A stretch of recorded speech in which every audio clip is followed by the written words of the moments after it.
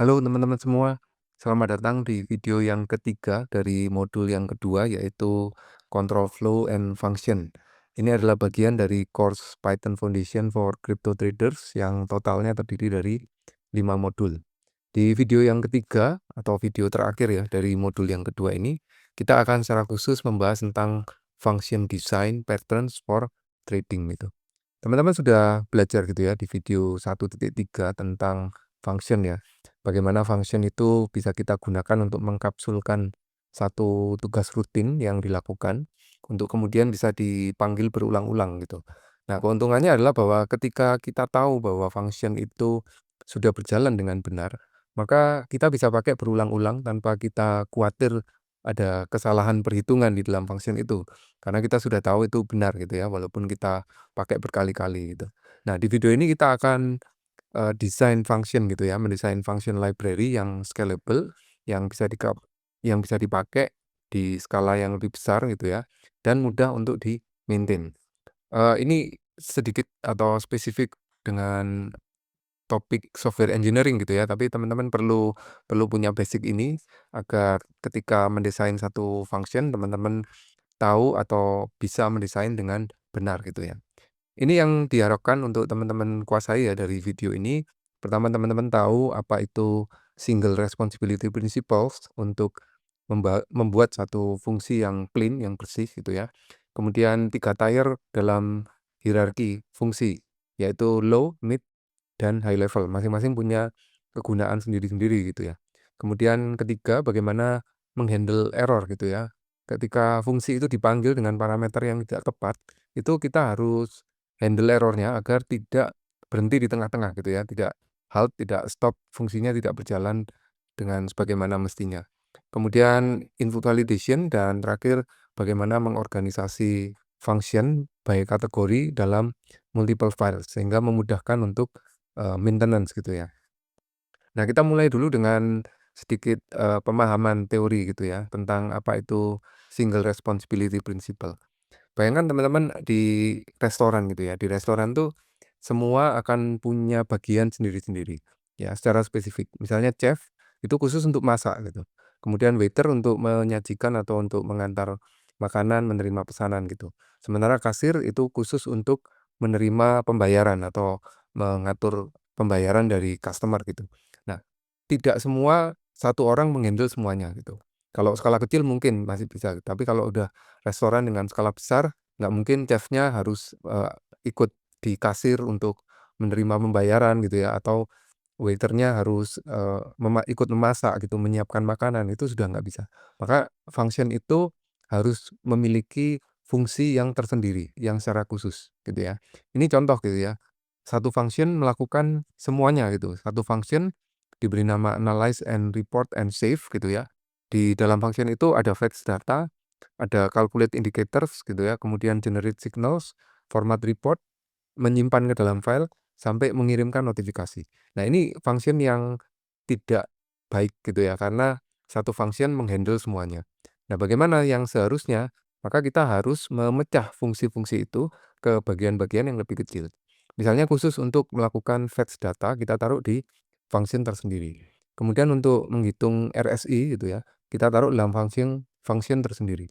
Untuk, generate signal berdasarkan RSI atau berdasarkan harga saat ini, itu ditaruh function tersendiri. Untuk reporting juga function tersendiri gitu. Untuk menyimpan report, function tersendiri. Dengan demikian, function itu akan punya yang disebut sebagai, single responsibility. Satu fungsi hanya melakukan satu tugas. Kenapa perlu dibuat seperti itu? Supaya kita mudah ngetesnya gitu, bahwa fungsi ini sudah benar ketika kita kita panggil berjalan dengan apa yang jadi tujuannya gitu. Kalau langsung jadi seperti ini, kita nggak tahu atau sulit gitu ya untuk mengetahui di mana letak salahnya ketika ada kesalahan. Tracing-nya akan lebih menyulitkan gitu. Nah, secara umum function itu punya 3 tier gitu ya, tiga lapisan gitu ya. Lapisan yang paling bawah itu adalah low level function. Low level function itu hanya untuk melakukan, perhitungan-perhitungan dasar. Misalnya untuk mendapatkan harga gitu ya. Misalnya untuk, melakukan kalkulasi tertentu gitu ya. Hanya sebatas itu aja, itu low level untuk technical operation gitu. Nah, di tier berikutnya atau di atasnya itu yang disebut dengan mid level gitu. Nah, mid level itu adalah analisis logik. Ini adalah signal generation yang memanfaatkan, tier yang di bawahnya yaitu technical operation atau low level. Jadi mid level ini akan menggunakan perhitungan-perhitungan yang ada pada low level. Nah, demikian juga pada tier di atasnya, high level function, ini juga akan memanfaatkan, apa yang sudah dibuat pada mid level gitu. Signal generation atau scoring itu akan dimanfaatkan pada high level. High level ini untuk melakukan workflow gitu ya, melakukan scanning, reporting, atau decision making gitu. Nah, dengan model three tier function hierarchy ini, teman-teman tahu gitu ya, ketika menuliskan suatu function, itu mau diletakkan di mana gitu. Ini adalah untuk low level, atau mid level, atau high level. Ketika high level, maka kita akan membutuhkan mid level dan low level untuk mendukung, function tersebut gitu. Yang berikutnya adalah bagaimana kita melakukan error handling gitu ya. API calls tuh kita bisa fail gitu.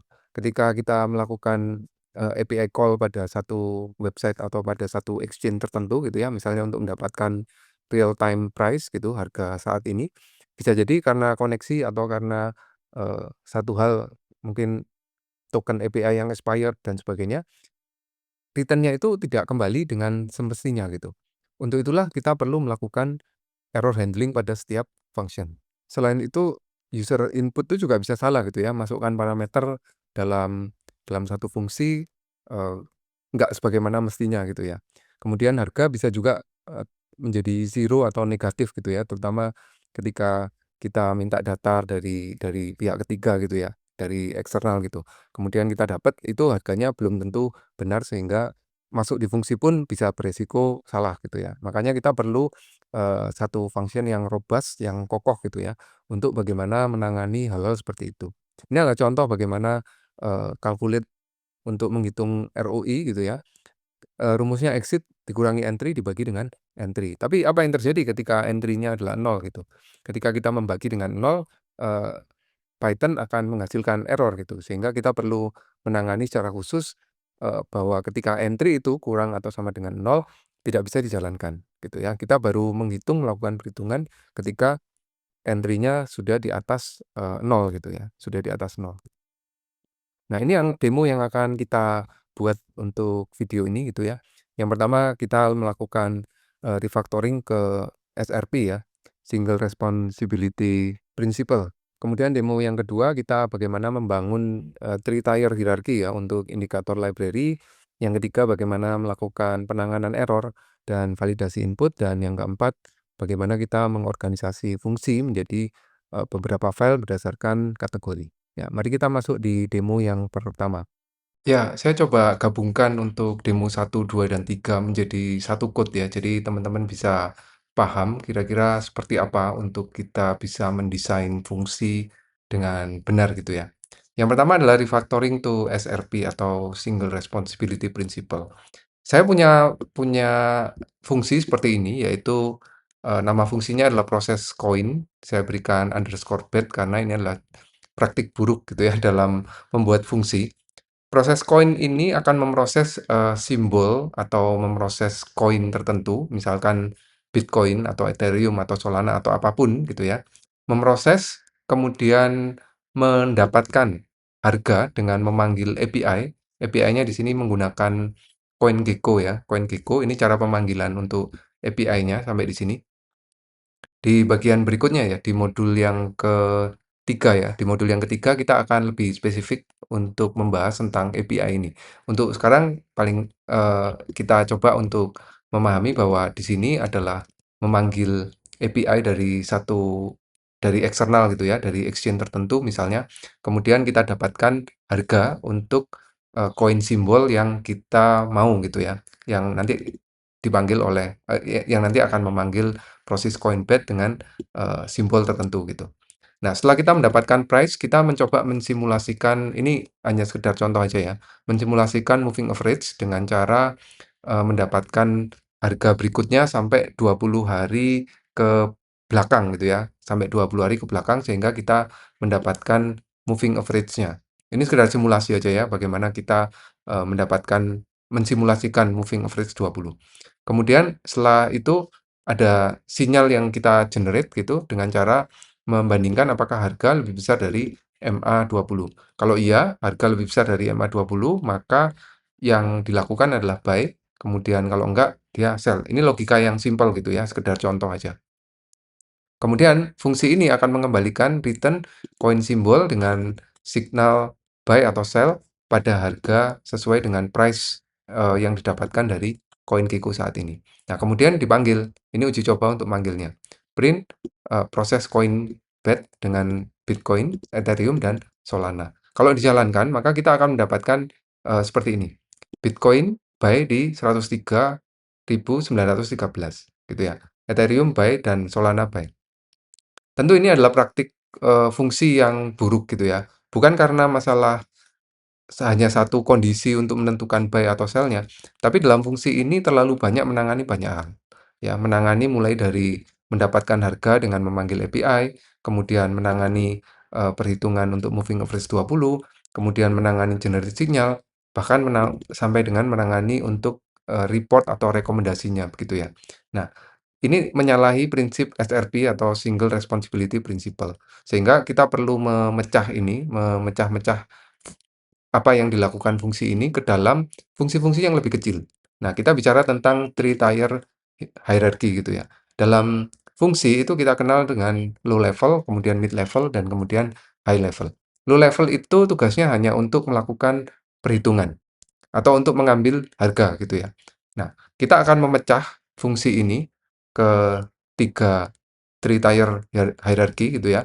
Sekaligus kita melakukan SRP atau, menerapkan Single Responsibility Principle gitu. Yang pertama, kita definisikan tanggung jawab yang pertama ya, yaitu pengambilan data. Pengambilan datanya, fungsi ini tugasnya hanya mengambil data saja, fetch current price gitu ya. Fetch current price dari URL atau dari API, di sini menggunakan CoinGecko gitu ya. Nah, kemudian melakukan penanganan error. Penanganan error dengan try dan accept gitu ya. Maksudnya apa? Maksudnya ketika dipanggil gitu ya, ketika API itu dipanggil dengan menggunakan request.get dengan parameter koin ini dan, versus currencies-nya adalah USD, bisa jadi pemanggilan itu akan gagal gitu ya. Gagal itu bisa jadi karena mungkin koneksi internetnya atau pada saat itu server dari pemanggilnya sedang down gitu ya, atau karena faktor-faktor lain gitu. Nah, ketika error, maka price itu harganya bisa kacau gitu ya, bisa nol, bisa negatif atau yang lainnya. Sehingga di sinilah kita nggak mau, bahwa price itu tidak akurat.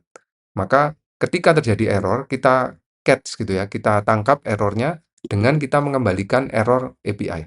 Ini adalah prinsip error handling, dengan return none gitu. Jadi price-nya di-return tidak ada value. Sehingga kita pasti ketika price itu tidak ada value, tidak perlu diproses lebih lanjut, gitu. Karena berarti ada kesalahan pada pemanggilan API-nya, gitu ya. Nah, jadi tugas yang pertama dari fungsi ini hanya melakukan, eee, mendapatkan harga untuk koin simbol tertentu, gitu ya, Bitcoin atau yang lainnya, gitu. Nah, yang kedua, melakukan kalkulasi indikator. Ini adalah low level hierarki gitu ya, low level dari fungsi gitu. Tugasnya hanya melakukan, kalkulasi. Kalkulasi di sini ya, di dalam contoh ini dia melakukan atau dia mengembalikan, fake history gitu ya. Jadi kita buat data simulasi 20 hari terakhir untuk didapatkan MA20-nya. Perhitungannya ada di calculate MA gitu ya, di calculate MA menghitung, MA20 dari 20 harga yang ada gitu ya, sum price dibagi dengan, 20 gitu, land price-nya. Nah, kemudian yang ketiga generate sinyal. Nah, ini, eee masih masuk di low level gitu ya. Hanya untuk melakukan logika apakah current price lebih besar dari MA. Tentu logikanya bisa lebih kompleks gitu, tapi dalam hal ini hanya menguji apakah harga saat ini lebih besar dari moving average. Kalau iya return buy, kalau enggak return sell gitu. Kemudian untuk formatting, mengembalikan, dalam bentuk formatting, string gitu ya, mengembalikan supaya lebih lebih rapi. Ini juga masuk di low level gitu. Nah, berikutnya adalah fungsi orkestratornya atau di bagian high level hierarkinya gitu. Di bagian high level ini akan memanggil beberapa fungsi dari mid level. atau low level gitu. Contohnya, untuk mendapatkan current price, fungsi ini akan memanggil fetch current price pada simbol yang dimaksud. Manggil current price, setelah itu dicek gitu, apakah current price-nya ada isinya gitu. Kalau nggak ada isinya, maka langsung return, kembalikan. Ini tidak bisa diproses gitu.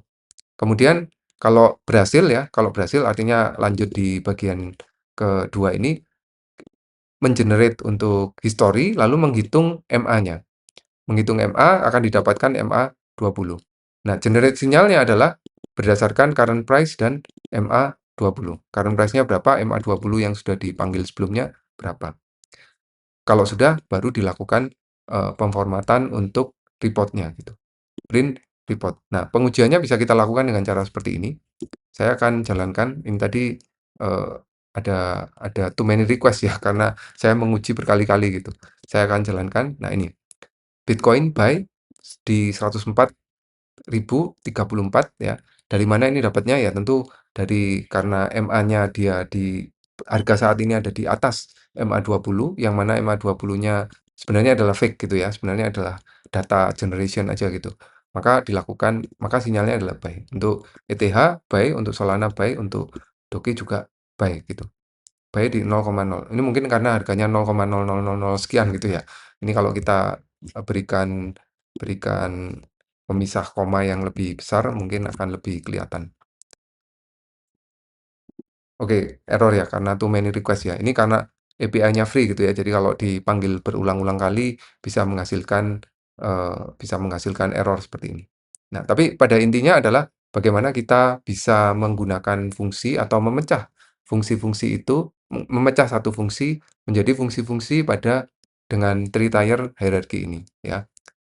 Low level, mid level, dan high level gitu. Kita juga perlu menambahkan error handling gitu ya, karena tidak selalu eee, call atau fungsi yang kita jalankan itu parameternya selalu benar gitu. Kalau parameternya salah, kita harus melakukan handling. Sehingga salah satu cara menggunakan melakukan error handling adalah dengan melakukan try dan except di sini.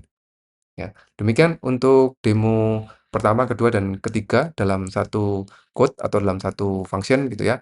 Kita lanjut untuk demo yang keempat.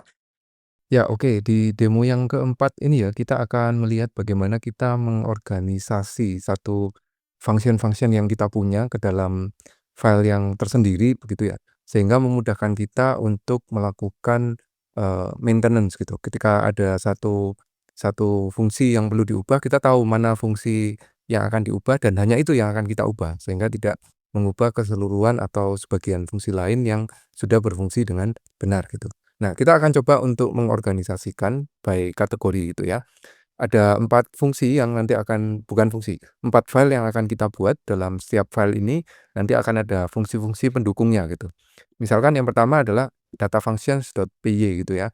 Di dalam data function ini nanti tugasnya hanya menangani data. Di dalamnya akan terdiri dari beberapa function, beberapa fungsi untuk mengelola data gitu ya. Kemudian file yang kedua yaitu calculation functions.py. Ini tujuannya untuk melakukan atau menghitung kalkulasi saja, tidak berhubungan dengan data gitu ya, tidak berhubungan dengan data function di atasnya. Jadi benar-benar hanya melakukan kalkulasi dan di dalamnya nanti kita isi beberapa fungsi yang memang berhubungan dengan calculation. Lalu analysis function, kemudian reporting function. Nah, kita mulai buat dulu ya. Kita perlu membuat file. Ini filenya harus .py gitu ya. Kalau teman-teman pakai launcher ini ya, ini akan menghasilkan file notebook gitu ya, IPYNB gitu, Python notebook gitu.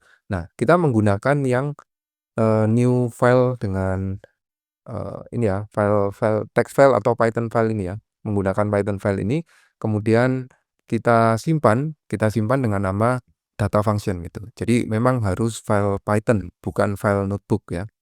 Nah, ini data function, saya akan kopikan data function-nya. Tentu data function-nya ini masih mentah ya, jadi bukan data function yang jadi, hanya sekedar demo gitu ya, hanya sekedar demo bagaimana kita menggunakan eee, function ini untuk mendapatkan atau secara khusus akan mendapatkan data. Di dalamnya ada fungsi fetch current price sama seperti demo sebelumnya ya. Kemudian fetch historical price ini sekedar contoh aja ya, fetch historical price kita ambil di 30 hari terakhir, nanti kita akan mendapatkan yang di-return adalah price dalam bentuk list, yaitu dari hari ini sampai 30 hari terakhir gitu ya. Kemudian save data dalam bentuk format JSON, kemudian load data dalam bentuk JSON gitu ya. Untuk data secara real akan kita pelajari di modul berikutnya atau modul ketiga. Nah, data function udah jadi ya, kita simpan dulu. Kemudian kita siapkan juga fungsi untuk calculation function. Kita menggunakan file terus di new pada Python file ya. Kita simpan dengan nama calculationfunctions.py. Saya akan kopikan, ini adalah fungsi-fungsi dummy gitu ya, untuk melakukan kalkulasi di file calculation function ini gitu. Ini ya, kita menghitung calculate PNL, kemudian calculate ROI, calculate SMA, dan calculate RSI. Implementasinya kita bisa terapkan nanti gitu ya, atau ini sebenarnya sudah pernah gitu ya yang untuk RSI. Ini disimpan dengan nama calculations.py. Kemudian kita siapkan untuk analysis function.py, kita buat file Python file yang baru ya, kita simpan dengan nama analysis functions.py. Saya akan kopikan data dummy atau fungsi-fungsi dummy-nya ya. Seperti ini. Calculation function akan membutuhkan, nah ini akan membutuhkan analysis function akan membutuhkan fungsi yang ada pada calculation functions.py ya. Jadi diimport calculate SMA dan calculate RSI. Kenapa? Karena nanti akan kita butuhkan untuk melakukan analyze trend, yaitu menghitung calculate SMA dan calculate RSI pada yang sudah ada pada calculation functions.py ya. Ini adalah low levelnya, ini adalah mid level. Mid level membutuhkan perhitungan pada calculate SMA sehingga kita memerlukan import data pada calculation function. Kemudian untuk reporting ya, reporting function pun kita buat tersendiri ya.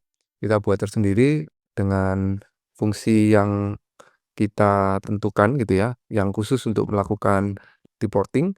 Saya akan kopikan untuk reporting function-nya. Di reporting function ada format price, kemudian format percentage, kemudian generate trade report gitu. Generated report akan membutuhkan calculation function karena butuh menghitung profit and loss gitu ya. Profit and loss, lalu di return untuk reportnya gitu. Nah, lalu bagaimana mengorkestra gitu ya, fungsi-fungsi atau file Python yang sudah kita buat yang terdiri dari fungsi-fungsi itu gitu. Nah, kita membutuhkan file yang utuh atau aplikasi yang sebenarnya ya, saya akan membuat new launcher baru. Ini saya beri nama main atau utama gitu ya, main gini ya. Di dalam main ini akan membutuhkan data function, analysis function, dan reporting function yang akan mengimport fungsi-fungsi ini gitu ya, fetch current price, set data, generate entry signal, dan generate trade report. Nah, kalau mau fetch data bagaimana? Cukup kita panggil seperti ini. BTC price sama dengan fetch current price Bitcoin. Maka akan secara otomatis fetch-nya itu diambil dari data function yang sudah kita buat ini gitu. Kalau mau generate untuk entry signal, kita tinggal panggil generate entry signal yang sudah ada pada analysis function ini, generate entry signal dengan price tertentu gitu ya. Dengan historical price tertentu, yang mana historical price ini bisa kita dapatkan dari data function historical price gitu. Untuk report juga sama ya, report kita tinggal generate trade report gitu ya. Di mana generate report ini tentu sudah ada pada reporting function, generate trade report gitu. Coin, entry, exit, dan amount gitu. Nah, demikianlah ya cara untuk kita mengorganisasikan fungsi-fungsi ke dalam kategori yang jelas gitu. Dengan melakukan kategorisasi seperti ini, maka akan memudahkan kita untuk menelusuri fungsi. Kalau kita mau menambahkan fungsi tertentu, kita tahu mau ditambahkan di file yang mana gitu. Ya, ketika semua filenya ini sudah lengkap, ini kita akan bisa pakai berulang kali untuk program-program atau analisis ke depan gitu ya. Oke, seperti ini untuk video modul yang kedua, bagian yang ketiga atau bagian yang terakhir. Di modul berikutnya yaitu modul 3, kita akan belajar tentang bagaimana mendapatkan real data market untuk kita analisis, untuk kita olah, untuk kita kan perhitungan atau analisis tertentu. Sampai ketemu di video berikutnya.